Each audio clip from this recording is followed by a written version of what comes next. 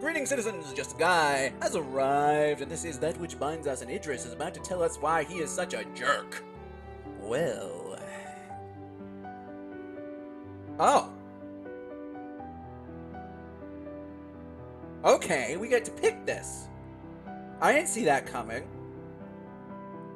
I left at a really crappy point at the last video. Alright, do I want to make him a super dick or a moderate dick? I'm probably gonna bleep that out. Anyway. I thought... Oh wait, no, we've cursed in this playthrough already, I guess, because it's in the text. Never mind! Well, you know what? I'm curious. I thought it'd be funny. She looks at me, obviously not impressed. Funny. To make a man undergo treatment he doesn't need? Don't antipsychotics come with, like, heavy side effects? Oh, come on. He was an old pervert. I catch myself before I say something along the lines of, he deserved it, since she doesn't look to be in the mood for hearing it. Alright, I guess I thought it might get a laugh out of her. She starts playing with her drink and ignoring me. Great. Uh-oh. Time for a subject change. Say, would you just turn around for a minute? There's something on you. I just need to get this knife here. Oh, uh-oh. Okay. This sounds presumptuous. Do we want to go full ass on this one? I think we do.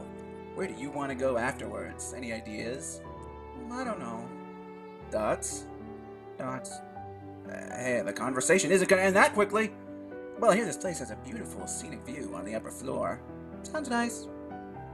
Her straw knocks a few ice cubes against the side of her glass. Apparently the clinking sound makes is more interesting than my words at the moment. We could go see it afterwards if you'd like. Alright. Our waitress comes over and hands us our food. Ava's dish is some sort of shrimp scampi pasta thing. The plate is covered in almost everything they have in the kitchen. It smells great. Mine isn't half bad either, though for these prices I wouldn't expect less. We eat mostly in silence. It's fine by me, though. I'm content enough just sitting here. Finished already? Yeah, it's a lot more than one person can eat. How was yours? Pretty good. A bit too spicy, but still fine. Well, do you want me to drive you home? Wait, weren't you just going somewhere? Huh?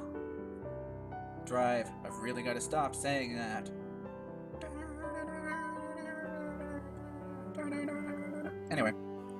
Or, I mean, I can get a taxi for you. Unless there's somewhere else you'd like to go. No, I'm fine. Just a bit tired from work. I can walk home from here. Alright. How about I walk you a bit of the way? That's fine. She's acting so much more standoffish tonight than usual. Ugh, did I really screw things up? Hopefully I won't mess anything else up. Ready then? Whenever you are. We finally leave the diner and start walking towards my apartment. The night is cloudless, and for a few college students who pass us, still young. A few bars with brightly lit signs are on the other side of the street, while this side remains a bit dark and quiet. Idris has a hand in his pocket and another on his phone, looking at something. The screen light lands on his face, revealing a dull and bored expression. I always hate it when Sierra gets nosy and asks what I'm looking at on my phone, but I kind of want to know what he's looking at. Apparently I stared for too long. He looks up and turns towards me. Sorry, I was just checking emails. Emails? From who? Dots. I meant it to sound more like you work alone. Who would send you emails? Not like a nagging mother. People. They're not all specifically addressed to me, if that's what you mean. Sometimes I get bored and subscribe to article sites for light reading. Oh, a lot less cooler than I thought. Who do you think I was getting emails from? I kind of want to do this, but we're going to go this. I don't know, maybe the Mafia? He looks at me straight in the eyes, stunned. Huh? What's with that serious look? Don't you know how to take a joke? Oh, a joke. Yes, haha, very funny. Oh, this was a riveting conversation. Ha! You're terrible at jokes. That's why I didn't get it. Sure, I'm the one with no humor. He smiles at me and puts his phone back in his pocket. We continue down the sidewalk. I feel bad making him walk so far from his car, just to have to walk all the way back. Let's do it. Let's go all the way here. It's alright. I can walk the rest of the way home. Are you sure? Yeah, your car is still at the restaurant, and I'd feel bad if you had to walk all the way back to it. I don't mind, really. But if you insist... I do. To prove I'm not trying to just brush him off, I give him a big smile and tug his jacket sleeve. I'll be fine, really. Call me later, maybe?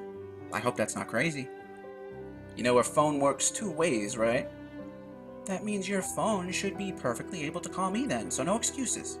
He shoves his hand into his pockets and sighs. Alright, no excuses. Good night. Good night. He turns around and walks away with a little hesitation. I do the same and start heading again towards home. This part of town is always so quiet at night. It's definitely one of those get in, get out type of places. A young couple is walking by on the opposite side of the street.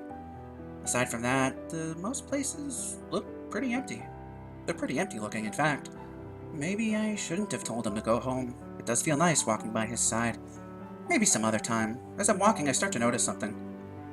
Uh-oh, here we go again. Footsteps. They're behind me, but not super close. Probably just a guy leaving a restaurant by himself. I keep forward until I come to an intersection where I can turn the corner. A taxi passes me. Why aren't I in one right now? The footsteps are still behind me. My heart is beating a little too loudly. I'm most likely imagining things, but I don't want to take the chance. The footsteps behind me will be turning the same corner I just did any second now. But I'll be turning again before they see me. I don't like going down alleys, but this is a special case. I start walking down an alley to my right. Maybe going down a dark alley late at night was an even worse idea. I can't hear their footsteps anymore over the sound of my own, as well as my thundering heartbeat. Damn it, why does it have to be thumping so loudly? Just keep going, just keep going, just keep swimming, just keep swimming! I walk down the alley, almost tripping a few times in the darkness. As I'm near the end of the alley, a new figure comes in, separating me from the light of the other side. I stop, they come closer. I look around for something to hide behind and end up quickly going towards a dumpster. Was this the person following me? Did they find a shortcut? Of course I stumble on the way on the hiding spot, however, something catches me. It had to be the figure that was in front of me. Yes, it had to be them, because I can still hear the footsteps behind me. They catch my arm and pull me closer to the side of the dumpster. Their grip on my arm isn't too tight, but before I can say anything, they put an arm around my mouth. I try to get free, but when they try, they just pull tighter. The footsteps get closer. My breathing starts becoming heavier as I start to panic. Wait, I can smell something a bit sweet. A cologne? A familiar cologne. I lift my free hand and press it on the arm around me. They don't try to move my hand. Could it be? I try desperately to see in the pitch blackness, but it's impossible. Is it really Batman? The footsteps are almost here. I take a hunch. Ooh. Has there been any mention of cologne up to now?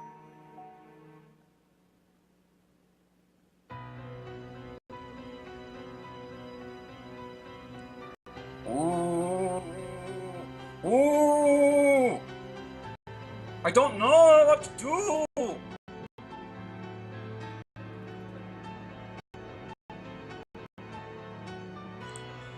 I take a few deep breaths and slowly push his arm down while staying quiet. He still keeps his arm around me. I try to steady my breathing. The footsteps round the corner. They stop. I grab his jacket sleeve as if that helps anything. Even the hum of the city seems to be a distant memory. Right now, it feels like the entire town is staying silent for this one moment that drags on and on. And then, the footsteps walk away. I hear them round the corner of the alley continue on until they fade into the endless noise. Still, we stand there, silent, his arms still around me. I sigh. Then finally my legs give way. Whoa! To make matters even worse, he catches me by wrapping his arm around my waist. He slowly lowers me to the ground. Now his arms are completely around me. so that we can see he takes out his phone to give us a bit of light. Just two people, sitting in a dirty, pitch-black alley with a dim phone light, holding each other after almost being robbed? Stabbed? I don't want to know. As if his arms being completely around me wasn't enough, he scoots a bit closer to me. I give up. I lay my head on his chest and close my eyes. I don't know how long we sat there, huddled up, silent. My breathing slowly returns to normal as my heart rate slows. Finally, he breaks the silence. Are you all right? Dots. I think so. Dots. We should probably get out of here before more trouble comes. He gets to his feet and helps pick me up. My legs are still shaky, so I have to use his arm as support. I take a wrong turn and suddenly I'm a mess. We start to walk out of the alley into the light of the sidewalk. There's still not a lot of people walking around. Dots.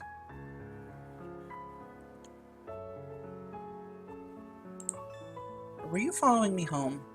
What? No, idiot! I saw some shady-looking dude following you after you started to walk away and wanted to make sure he didn't try anything. Jeez, and after I acted so smooth. It's not smooth if I can't tell you apart from the criminals.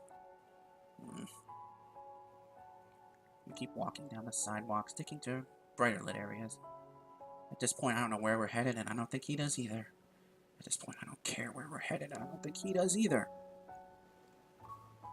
My arms are wrapped around his arm like a clingy teenage girlfriend, but my time worrying about appearances has gone for the night. We pass the police precinct and come to a stop. Do you want to report the incident? Ooh, this is an interesting idea. Alright, I think we're going to end on this one, citizens. And until next time, I'm afraid that this is going to have to be farewell.